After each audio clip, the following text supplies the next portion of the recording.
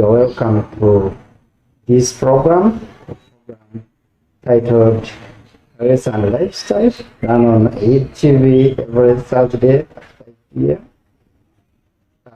In this program, today we are going to share information with Dr. Ayesiga Savino, who is a dental surgeon and runs his dental practice from Smile Health Services. And today we will share about the health of the teeth. These are also a very important component. And specifically, we shall talk about one common problem that affects teeth. This is tooth decay. Tooth decay, you might not be familiar with it. It is a bacterial disease.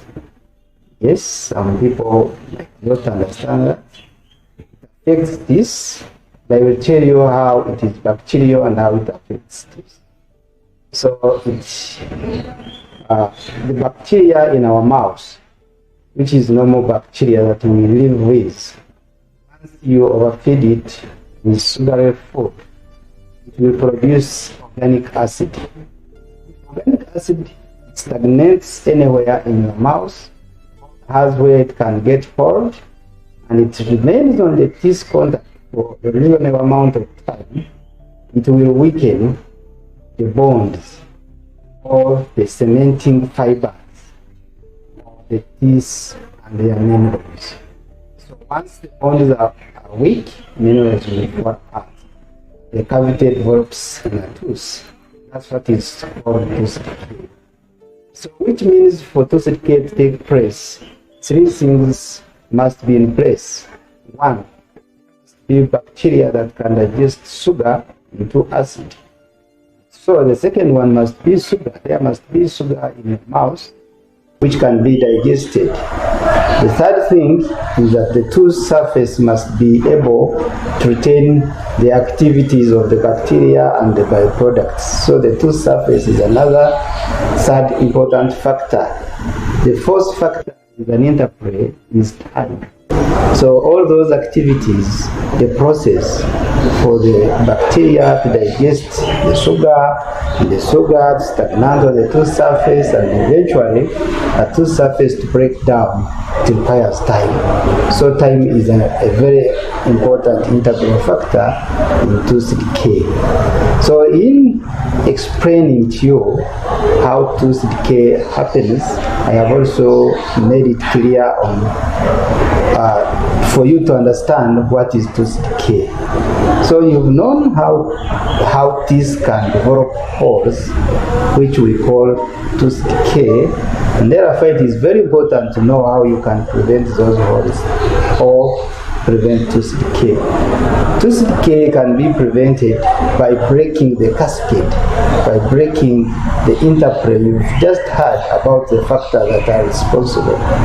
So you might not remove the bacteria completely from the mouth because it is useful bacteria that will stay with, but you can limit the population. I will tell you how you can limit the population. Two, you must make sure you limit the supply of sugar, which is the bacteria digests. And then three, you must make sure that your teeth surfaces are smooth enough not to retain those products, both the byproducts and the substrates, or the materials that are broken down from the byproducts and products. Now, whenever we brush our teeth using toothpaste, the fluoride in the toothpaste does two important things. One, it goes into the biochemical pathways of the bacteria in our mouth, and eventually they stop because they are not able to produce energy once their biochemical pathways are occluded by the intake of fluoride. So by that, the bacteria dies, and we limit the population of the bacteria in the mouth, therefore reducing the activities of the bacteria in our mouth to cause tooth decay. Two, the fluoride does another important part. The most important mineral in the teeth is fluoride, and there is a dynamic flow of fluoride. So once the acid is a bit high in the mouth, that means that the pH of the mouth is low. The minerals, specifically fluoride in the teeth, tend to flow out of the teeth into the saliva. But when you increase the pH, then you reverse the process.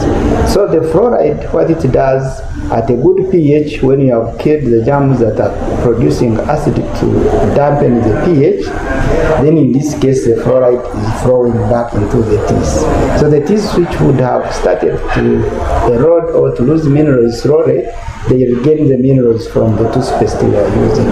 So brushing our teeth with the toothpaste is very important. But also the timing of brushing. You've known that we are brushing, 1, to kill the germs, 2, to provide fluoride for enriching the minerals in the teeth, and the third thing is to remove the sugar substrate in the mouth. So when you brush, you are one of the important things, you are moving the sugar substrate. Therefore, you should know when to brush. It is not right for you to brush and after brushing you eat, which means the brushing has lost meaning. And when do we brush?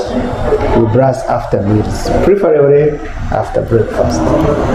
You are free to eat all your sugar at breakfast, but after eating it, you brush and remove it from the mouth so that the germs don't access that sugar to form the organic acid, which I told you that is responsible for the cavities to form in the teeth, a process that results into tooth decay. Another important aspect, brush after supper. Because after supper, when we sleep at night, our saliva tends to slow down in terms of secretion. Now, if food remains in the mouth and the saliva is very low, and then the germs are there, they have all the liberty to eat the food without disturbance. So that tells you that saliva has an important role in keeping our teeth clean. While we clean with a brush and do everything, we use toothpaste, we are only doing 30%, 70% is done by the saliva. So this saliva at night reduces in our mouth, and we must brush in that. While the saliva reduces, there are no germs and there are no food remnants in the mouth, and therefore the tooth does not decay from the other process. Now again, for after eating, how long should we take before we brush? Because we realize that time is another factor. The more time you leave food in the mouth, the more it will get chance to be broken down by the germs to produce the acid that causes tooth decay. So after eating, depending on what you've eaten, do not exceed certain nuts before you brush. Why I'm saying that, if you take what we call simple sugars, say a biscuit, a cake, ice cream, in 1 hour, all the sugar in those products I have mentioned is already broken into acid, and the acid is already corroding your teeth surfaces. So you see, you must brush before that process takes place. And why am I giving it some time depending on what you've eaten? I have told you there are bonds that hold minerals within our teeth. These bonds can also be loosened by other things. If you take an orange, if you take an apple, there is what we call citric acid in those fruits. If you take a soda, now at the end of it, the minerals are somehow loosened. If you quickly brush, you are not only removing food substances from the teeth, but you are also eroding the teeth because the minerals were very, very weak. So if you give it about 20 minutes after taking citric fruits, then the bones are already strong enough, you can brush without causing any damage. So by saying those ones, those would be direct ways of preventing tooth decay. But there are other things we must do. Now, other things we must do, because we might not eliminate each and every factor that is responsible for tooth decay, then we must get close to dentists. You are supposed to visit your dentist at least twice a year for a dental checkup. The dentist on a dental checkup will help you to know whether you are actually brushing your teeth very well. If there are gaps in brushing, then the dentist will empower you on how you can brush well. 2, I will show you before the saw ends on how to brush very well. If you find that there are teeth which have already started to decay, there are things we can do to stop that decay quickly. So when you visit a dentist, you get an opportunity to arrest any challenges that are coming or are happening to your teeth before they worsen. So a regular checkup, regular dental checkup is also another important factor in preventing teeth decay. That was much more in general terms. But then, when do you begin to brush the teeth of your children? So as soon as the first tooth appears in the mouth of a child, it must be brushed, and brushed just like you brush the teeth of adults. Children are the most affected when it comes to tooth decay because they are the most people who like sweet things, and they are the people who are beneficiaries of those who want to convince them with sweet things, or they are giving them a simple sugars. And then primary teeth or milk teeth, the teeth that children have, are primary teeth. They are not as strong as adult teeth. Therefore, they will decay very fast. And the layers of these teeth are very, very narrow and thin. So even when the decay starts in primary teeth, it advances faster than when it starts in the adult teeth. So children are most vulnerable, and so they must be helped.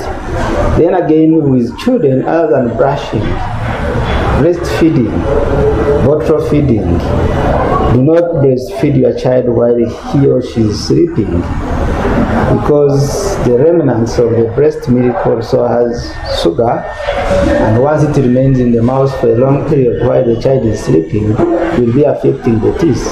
The worst is bottle feeding, particularly for those who add sugar to the milk.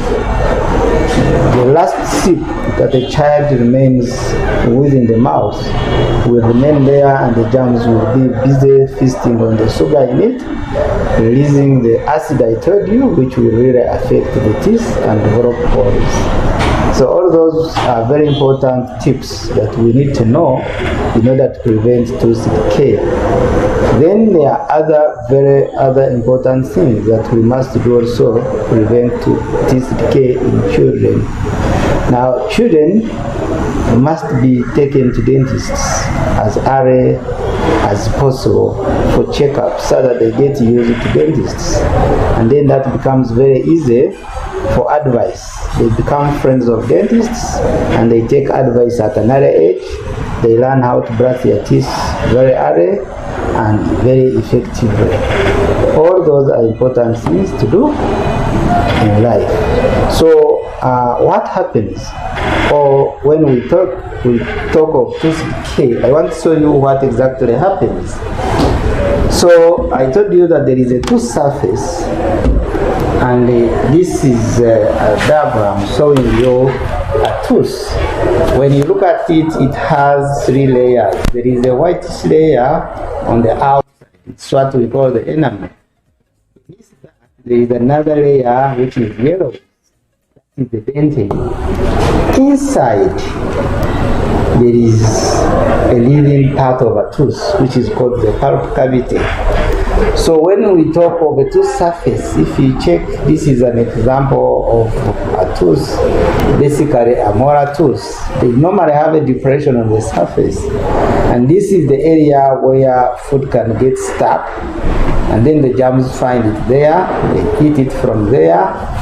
When they eat the sugar from there, they will produce the acid. The acid now stagnates on the tooth surface, and the more contact time it has on the tooth surface, the more it will weaken the bonds within the minerals, which will now minerals begin to be released from the tooth surface slowly, and the cavity develops.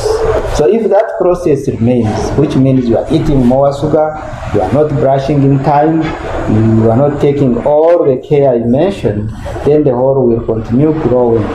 Once it goes beyond the enamel, which is this white layer, that's when you begin feeling sensitivity in your teeth. So it is also very important for us to know the signs that our teeth are getting problems.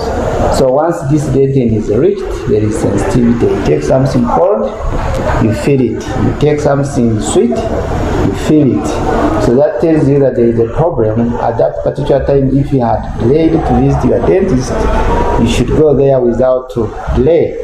Now, if you don't go, the hole will continue. Once it reaches in the dentine, it even advances faster than when it was in enamel, because the outer layer is harder than the inner layer. So if it continues and reaches in this pulp cavity, which we said is a living part of the tooth, that's when you really feel serious pain. You take something hot, it's very painful. You try to use the teeth to chew, they can't because they are very painful.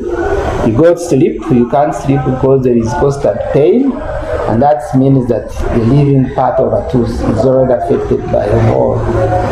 Now, which means if you really realize that that's how the problem occurs, frequently we started with the problem of tooth decay, but these days the problem of tooth decay has advanced even loss of teeth. Most people now, once they feel the pain, they go to get relieved of the pain, and the option is to move the teeth. Moving the teeth is a very hopeless activity. It should be stopped by all possible means, both by the dentists and the patients or the population. If you go early, then you can't lose your tooth. Even if you reached late, there are advanced methods of going inside the tooth and you remove these living parts of the teeth, which we call the nerves and blood vessels, and put the patient on treatment, and the scar forms at the end of the roots. Then the body doesn't communicate with the tooth anymore. Then special filling materials are put in the hollow structure that remains inside, and then the tooth is filled. Then that tooth can still remain, and that is what is called root canal treatment.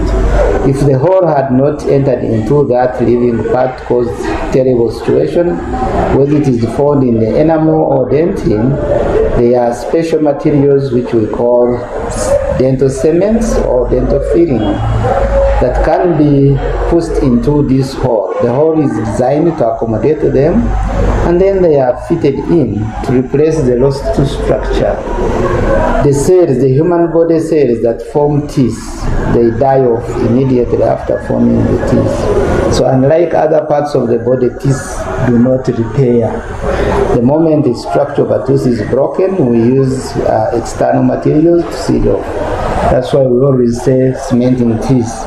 That's when we are feeling the holes already broke because of tooth decay. So other than prevention, we have also seen that tooth decay can be treated, and even advanced tooth decay, which we said would be affecting the pulp, can still be treated. And then if you don't do all that, you are likely to lose your tooth, and then you keep with the gap in your mouth, which is against God's plan for you to have teeth in your mouth. Without moving far away from that, now I had already told you that prevention can be done, and the major method of prevention is brushing. So, and brushing is an activity that we need to do every day, and we must know it very well. So I had already told you that brushing needs good timing. You must brush at the right time. But also, other than brushing at the right time, you need to use the right skill to brush your teeth. I will start with how you are supposed to brush your teeth in your lower jaw. When you check on this, you will realize that they are behind teeth, they don't look like front teeth. And because of that, we cannot take care of them in the same way. So when we are brushing the behind teeth, we take our brush where there is a toothpaste. We start from the gum on the inner aspect. Now you put the brush on the gum and you slide away from the teeth surface. And you go back and start again. You go back and start again. What you do on the inside is exactly what you do on the outside. You start from the gum, you move away, you move away. When I'm moving away, you see bristles are entering in between the teeth, and that's where they are moving food particles. And I'm doing it gently because I'm starting from the gum. If you use too much force, you can break soft tissues and at times even the hard tissues. So when I start from the gum, it means the gum will be pinched if I use excessive force. So the force that you must use to brush is that one that does not pinch the gum. And if you want to know the force that does not pinch the gum, you start from the gum. So in and out, we are brushing the behind teeth, which we call molars. But when you check on their top surfaces, they have pits and fissures that can be stubborn in hiding food particles. So for the top surface, you can use as much force as you want because it is the hardest part of the tooth, and there are no soft tissues around the top surface that you are fearing to break. So you do forward and backward with force to ensure that these pits and fissures are cleaned off the food remnants. Now when you finish the molars, you come to the front teeth. When you check, if you go with your brush on the front teeth, if you move like we are moving, you are likely to jump because the front part is highly curved. So because we avoid negotiate between the curves, you hold your brush vertically and you put it on the front of the mouth, you pull outward. You pull outward, you do it gently. So that's how you brush the inner aspect of the front lower teeth. Now let's move to the outer surfaces. You see, when you hold your brush, it will be awkward to move like this on the lower teeth.